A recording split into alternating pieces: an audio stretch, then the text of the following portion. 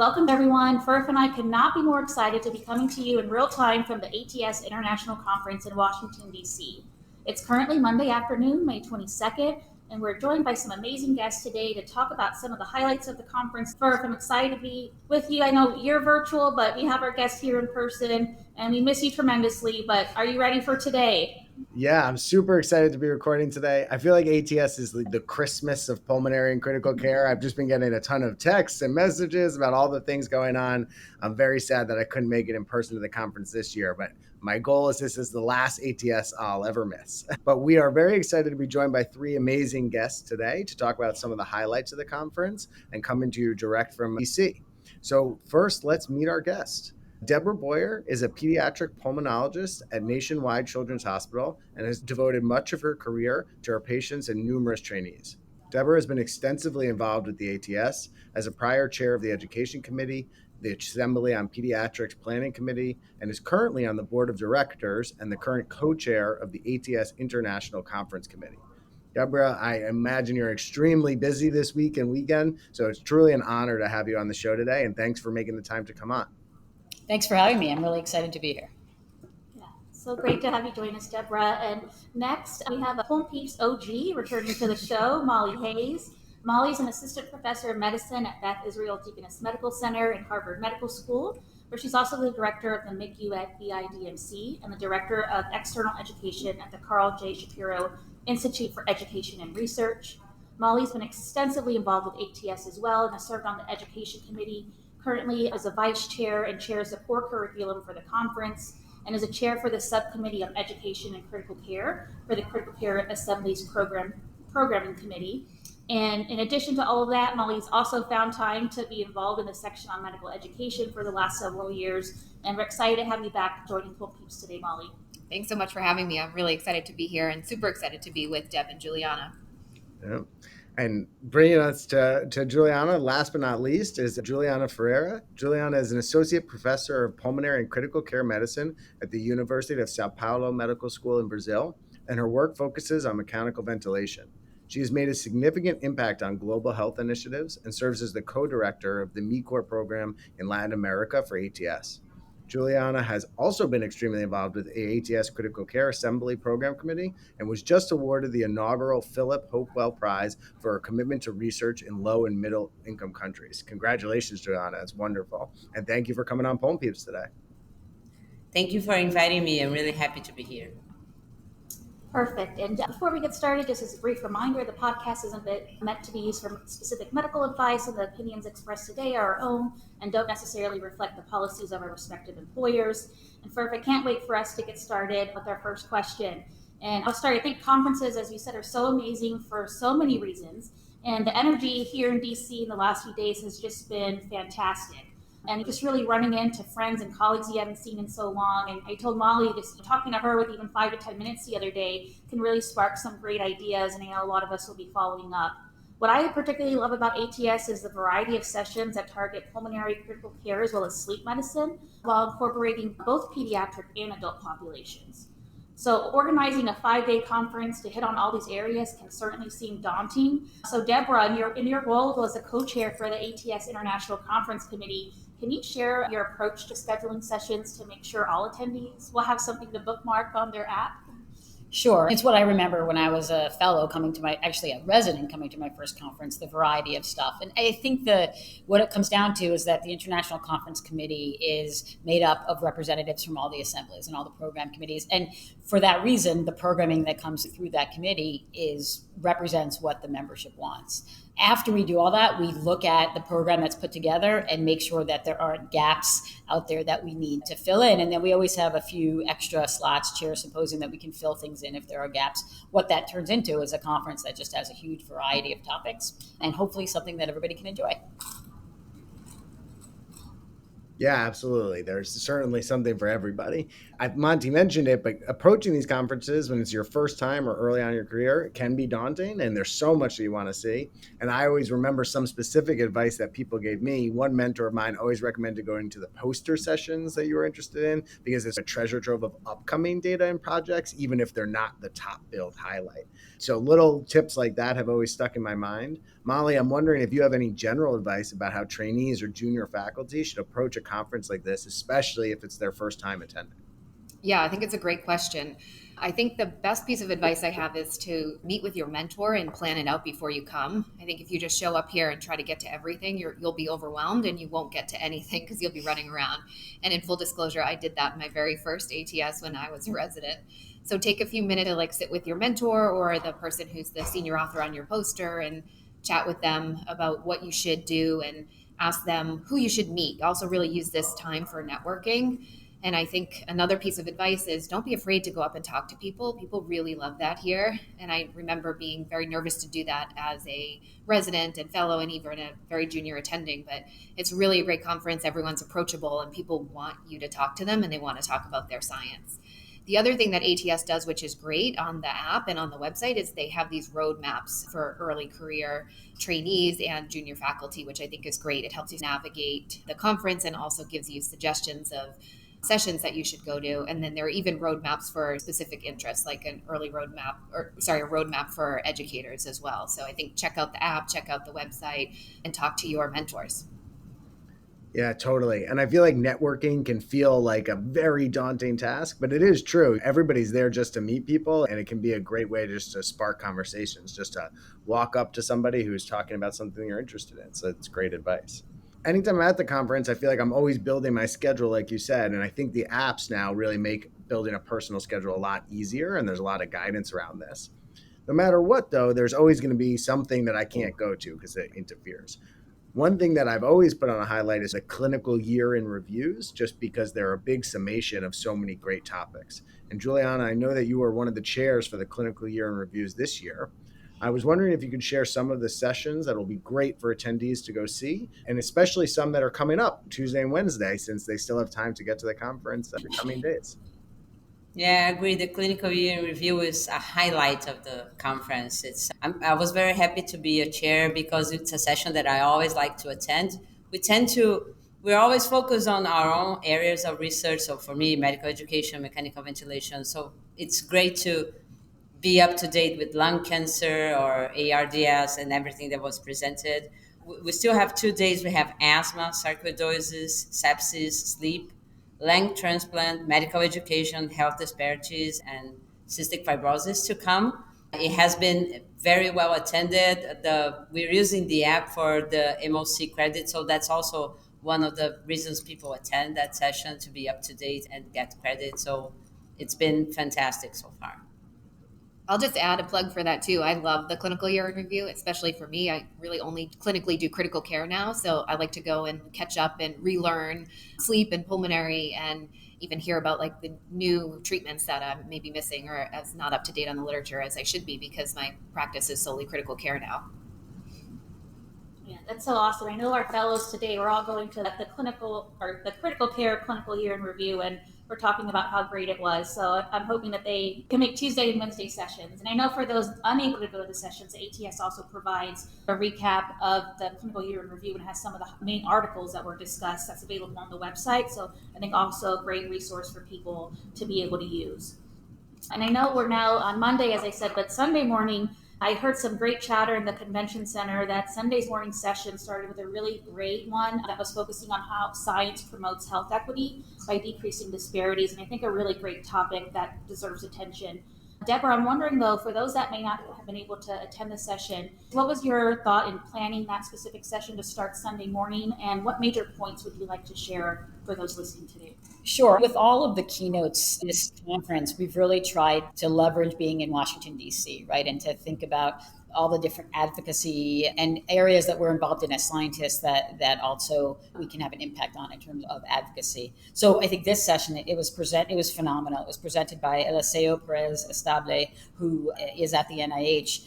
And he really just simplified for me a lot of things that I maybe hadn't really thought about at this level. But thinking about how diseases and their presentations vary or not, how testing that we've done can vary significantly in different racial and ethnic groups and not necessarily always in the ways that one might expect. So making us all think about understanding why these things might happen, but importantly too, working very hard to try to standardize the measurement tools of how we all look at these things so that we can study them on an equal level. And I think that for me was a big take home lesson. And then lastly, I think gave some resources for folks that are interested, especially for younger folks out there, resources to study health equity in diseases and thinking about, again, how they can do it and approach it in a more systematic way. So I thought it was phenomenal. Thanks for sharing that for everyone listening today. I think it's so important that they realize how they have to fundamentally readdress their understanding of things if they want to change the landscape of how testing and disparities are appearing within medicine today. And so it's great to have a session that clearly highlights that. Molly, I want to turn to some of the stuff that you've been working on for this year. I know you had a new initiative incorporating some sessions to highlight the best case reports from last year and all the great work that trainees, fellows, young faculty have done and have submitted to the conference. So can you share more about this and why attendees should make sure they don't miss those sessions? Sure. Yeah. Thanks for asking. So I can't take all the credit. I will say this was the vision of Terry Huff, who was in charge of the Critical Care Assembly a few years ago, and Annette Esbar, Liz Wilcox, and Lauren Ferrente started this subcommittee on education and critical care, which I've been lucky to chair since it was created. And it's through the programming committee for the Assembly on Critical Care. And really the goal was to try to improve the quality of case reports that get submitted. And we know that a lot of trainees submit case reports as a way to come to the conference. So to really be able to help them out and to encourage people to submit more and also make sure that we're highlighting these really great case reports.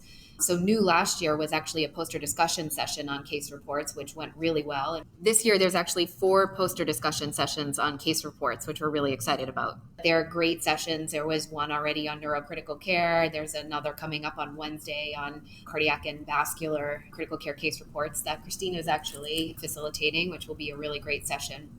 And then the other thing we've been doing is really trying to theme the case reports in the poster hall so that if you're interested in a specific disease entity or topic, you can go and actually look at all the case reports on that. And that's pretty new. In the past, it was big picture themes, like lumping all the pulmonary case reports or the sepsis case reports. But for example, Liz Wilcox this year actually has one session of just HLH cases, which is really cool.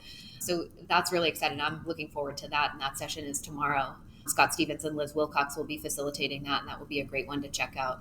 So really great for our trainees, really great for clinicians. I, as a MICU director, go into those sessions and looking at sort of unique presentations of common diseases or common issues that we deal with in the ICU or in the pulmonary clinic, or even looking at some rare presentations of things. So really cool. I definitely recommend people check it out. A whole session on HLH. Yep. I feel like that's Get ready. I know that's going to spark some great questions and discussions, I'm sure. That's some really cool initiatives that I know that have been started, and as you said, Molly, from a lot of different people within the ATS community. One other thing I wanted to highlight is I think we think of the typical starting on Saturday, ending on Wednesday, but I wanted to also just highlight the postgraduate courses prior to the official start of the conference that can cover really a variety of topics. And I was fortunate to be able to attend the Teaching Skills for Busy Clinicians course on Saturday that both Molly, Juliana, and Jeremy Richards had planned. And Juliana, I'm wondering if you could talk a little bit more about postgrad courses in general, specifically for those people that may not be familiar with them and why attendees should go if they're able to. Yeah, so the postgraduate courses happen Friday and Saturday. They are typically 1 day long. Some of them are maybe 2 days long. And I think they're really cool, really interesting for trainees in particular, but not only trainees, because they give you an in-depth overview of a topic. So in the one that we did, it was medical education. We spent the whole day discussing that topic. And it's very active. Usually we have hands-on approaches during those. Some of the PG courses are completely hands-on, like training in ultrasound. And some are blended with didactic and hands-on components. But it's a great opportunity to interact. I think the experience for the attendee is really different because it's very interactive. Because it's a smaller group and there's a lot of time for questions. We split up in small groups and discuss all the topics. So it's a great opportunity to getting to a specific topic of your liking, and there's several topics and different perspectives from trainees and more expert people in the sessions. We had people, international attendees in our session. So I thought it was a great experience, a great way of spending a Saturday working and learning. Yeah, that was so great. And I know that there are additional costs to attend these courses, but I think so fantastic to really get. I think they were the best educators in pulmonary critical care that were there on Saturday. And I know one of the topics that Molly said was preventing knowledge decay going forward. So, Julianne, I'm going to ask you, what are 3 takeaways that you had from Saturday for those listening today? I think the biggest one is that most clinicians and clinical researchers have teaching roles, but have not received formal training to teach. And that kind of reduces your confidence when you do have to teach. So the good news is there are evidence-based strategies to enhance learning for your learners, for trainees. And we shared many of those strategies on Saturday. There are structures to, for example, to offer feedback. And adult learning is really different from what we remember from when we were kids learning. So for adults, what learning is enhanced when you're actively involved, and when what you're learning seems like it has a practical application for you right away. So we try to make it, all the tips are like something you could do next week on your when you're teaching. So I guess the takeaways were those 3. That's great. And we hope that when someone picks up their phone and hits play on a podcast, that's active involvement. Who knows if that actually counts. In addition to the great sessions that you all participated in or chairing, there are, of course, so many other sessions discussing a range of topics from clinical to research, every topic in pulmonary critical care and sleep medicine, and for pediatric and adult patients. So I'm curious if in between the amazing sessions you've been running and participating in, have you heard or seen anything else so far at the conference that's particularly captured your attention and that you want to share with our listeners? Deborah, I think we'll start with you. Yeah, sure. I'll highlight a couple of the sessions that I was able to attend and peek in on, because to me, that's, I think, the exciting part. We had a really great conversation this morning at the keynote talking about climate change and health. And really, to me, it was thinking about everything that we do that we can do that can have an impact. So even just talking about the use of the inhalers that we use and thinking about switching to DPIs as a way to have a lesser impact on the environment. I think that was fascinating. I jumped from that to the clinical trial session where they presented just fascinating new clinical trials that are literally just being released on PAH, COPD, and asthma. And then I also got to attend and as a pediatric pulmonologist, this was super fascinating, the chest ATS combined session on bronchiectasis, which is a 2-part series that we're going to have a second part at the chest meeting in Hawaii in October. So those were just things to me that really captured my attention that I was really enjoyed. I liked the clinical trials one as well. That I thought was great. I'll plug the core curriculum. I know I'm plugging it because I'm involved in it, but it's from the education committee led by Tisha Wong. But every year we decide what are some big picture topics in critical care, in adult pulmonary and pediatric pulmonary, and in sleep that we want to make sure that we're teaching everyone. And as I mentioned earlier, I like to go to the pulm and sleep ones because I don't do that every day in my practice. So those sessions have been great. They just finished up the critical care one. There's going to be sleep this afternoon. Pulmonary is on Wednesday. And for those that need it, it's a really great way to get MOC and CME. So for clinicians who are coming to the conference to get those credits, they're really great sessions and all audience response. So lots of great active learning. The other things that I think are fun are the networking events. I went to the early career networking event the other day, which was great to meet a lot of people from where I did my residency, where I did my fellowship, and then former residents at BIDMC, as well as just getting introduced to lots of trainees from other people's programs who are maybe looking for jobs or who are interested in hearing more about what you do. So that was a lot of fun. And this afternoon, there will be another networking event for medical educators, which I think will be great. It's fun to grab a drink and catch up with people and then talk to some trainees and be able to help them out. I went to a session about achieving health equity in low and middle income countries in critical care. So that session was so inspiring. Many presentations from people from all over the world sharing innovative experiences on how to improve outcomes in critical care around the globe. So I thought that one was fantastic. I agree. I like to go to networking events. I would encourage people to come by the International Participant Center, which is close to the Super Center Networking Center. It's not just for international. We're hanging in there. We're happy to have everyone, and it's a good place to meet friends. And there's a MICOR session, a networking event there tomorrow. So Tuesday at 4 p.m. It's open for everyone. If you want to know more about the ATS MICOR program, which is a capacity building training program, come by the International Participant Center tomorrow at 4. That's great. So many opportunities. And I know these networking events are easy for those that are extroverted, but I know there's some introverted people who are like, for the next 5 days, I'm going to be an extroverted introvert just to do this. But it's so easy. And I think as everyone said, everyone is so welcoming and receptive to meeting new people and easy to talk about their research or things that they have in common. And we've had so many great sessions thus far. And I know that there's some other opportunities. We've alluded to some of the networking events. And Molly, you mentioned the early career networking event as well. But I know that there's other sessions available, specifically some boot camps that are really highlighted by fellows as well as residents. And I'm wondering if you could talk a little bit more about those. Sure, yeah. So those are actually before the conference officially starts. So they take place during the time that the postgrad courses take place on the Friday and Saturday before the conference really kicks off. But there's a resident boot camp called RBC that has tons of great educators who are so enthusiastic and super involved in teaching residents who are going into pulmonary and critical care sort of everything they need to know, a crash course, and lots of hands-on sessions. Someone was running an ECMO circuit and really teaching the residents how to go through the circuit, how to troubleshoot issues on the circuit.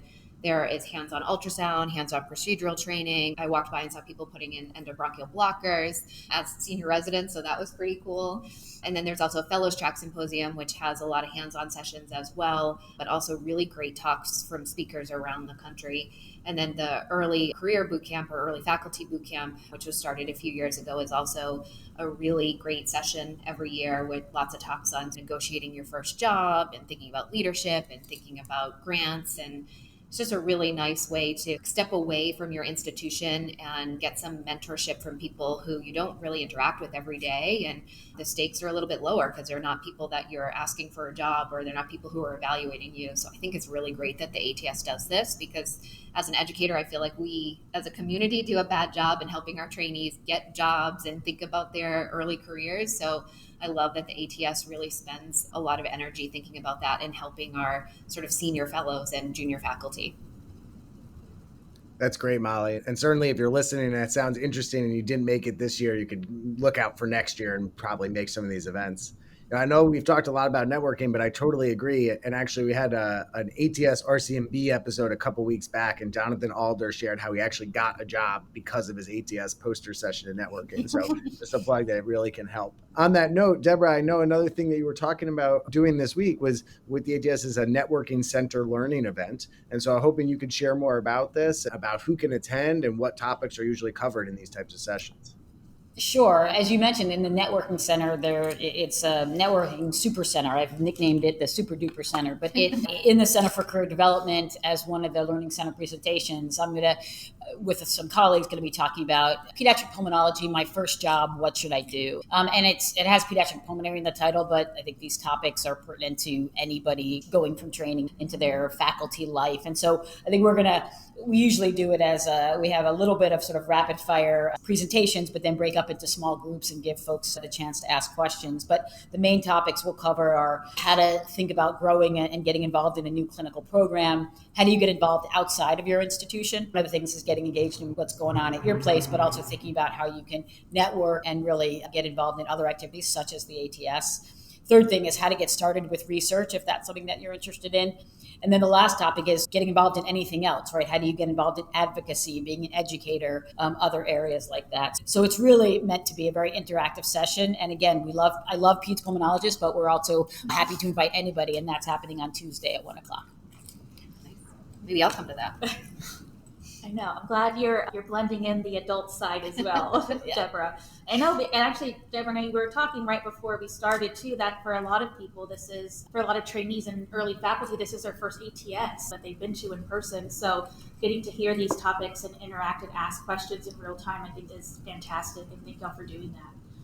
I think another fantastic initiative that the ATS has been working on is MECOR, which is Methods in Epidemiologic, Clinical, and Operations Research Program. And Julian, I know that you have a great involvement with this program and specifically with your work from Latin America. And I'm wondering if you could tell us about MECOR in general, how attendees can learn about it during the conference, as well as how they can participate once the conference is over. Sure. So the MECOR program has been running for 30 years now. ATS started it in Latin America, and now it runs in 6 areas or countries around the globe, focusing on low and middle income countries. We have trained more than 1,800 researchers around the globe with that program.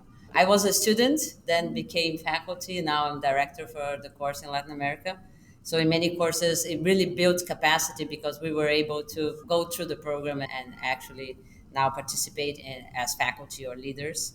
If you want to get involved, if you're living in one of the areas for lower middle income countries, you want to be a trainee in that program, you can. There's an application. It's everything is on ATS's website, but you can also come to the International Participant Center at any time, and especially tomorrow or Tuesday at 4 p.m., where we're going to have a networking event and learn about the project, learn about when the courses, because the courses happen in different times of the year depending on the region.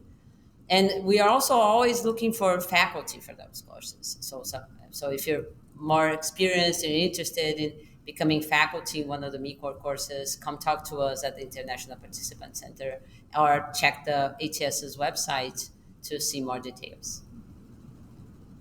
Wow, the scope of that is incredible. 1,800 researchers. You just think about all the impact that those people have had. That's great to hear about. This has been an unbelievably fantastic time together. We really thank you all for your time and coming on the show. We know that ATS doesn't close at the end of the conference and that there's year-round activities going on with the society. So for our last question, we wanted one suggestion for you all that our listeners should do after ATS 2023 is over. And what should they be doing during the year, planning for next year, or to get involved otherwise? Deborah, maybe we can start with you. Yeah, sure. So for me, it's at the end of ATS 2023, you should start thinking about ATS 2024. As I mentioned earlier, the content here comes mostly from the members. So the call for input, meaning submitting things for next year, will be released pretty soon after we all leave here on Wednesday. So think about what you want to do. It doesn't matter if you're junior, senior, still in training. There are lots of opportunities to submit things and to present. So that would be my biggest piece of advice. Great. Juliana? I agree. I think getting involved, and if I'm speaking to international participants, I think for me it was a little intimidating in the beginning. I didn't know how I could participate. So you can, as Molly said, everyone is willing to talk. So you can come to us or go to your assembly chairs or assembly program committee chairs, talk to them if you have an idea, if you want to participate and get involved in those. I agree that it's great to get involved early, especially because we need to plan a lot. If you're traveling from another country, you need to plan ahead. It's a good idea to start thinking about ATS from next year right now. Yeah, I think my tip is the same, that it feels like it sneaks up on you every year, but the call for content really comes like next week. And I think things are due like end of June usually. Yeah, correct. So really trying to think about submitting something, and it doesn't matter who you are, like submit. If it doesn't get accepted, that's okay. Refine it and submit it again the next year. You'll get some feedback on it. It's also another great way to network, to say, hey, I want to submit this symposium. I'm going to reach out to this expert in it and work with this person to lead it. And I think it's a really great strategy for networking, especially for those that maybe are a little more introverted and don't want to just go up and chat with people, but shoot them an email and ask them to sort of a session with you, which I think is great. The other thing, I'll just put a little tip in, I think personally, for me, I have a lot of discussions with people. I get really excited about projects and papers, and then I'm flying back Tuesday and we'll be working in the ICU Wednesday and just forget everything. So I try to make a little time and space. I'm going to do in the airport tomorrow of a little ATS to-do list to email this person to follow up on this idea for a paper, and reach out to a trainee that I said I would connect with another person. So my ATS to-do list, if you will, and try to get that done so that I don't just forget all the wonderful things that happened over the last few days and jump right back into the ICU. I love that tip. I'm going to take that. Okay. If I know Molly, like I think I do, that to-do list is probably 90 items long with lots of great projects. No, that's a great tip. Awesome. This has been such a fantastic last 30 minutes together. For anyone listening today, if you see something great at the conference over the next few days, definitely tag ATS 2023 and make sure you tag us at Home Peeps as well, so that we can amplify what just the conference in general. Hope to see many of you over the next 2 days in DC, and just thank you again for our guests for joining us today. Thank you. Thank you. Yeah. Thanks everyone for listening. This episode was produced and edited by myself and Christina Montemayor. The music's original music by Eric Rogers. And we'll have another episode from ATS tomorrow. So we'll see you then.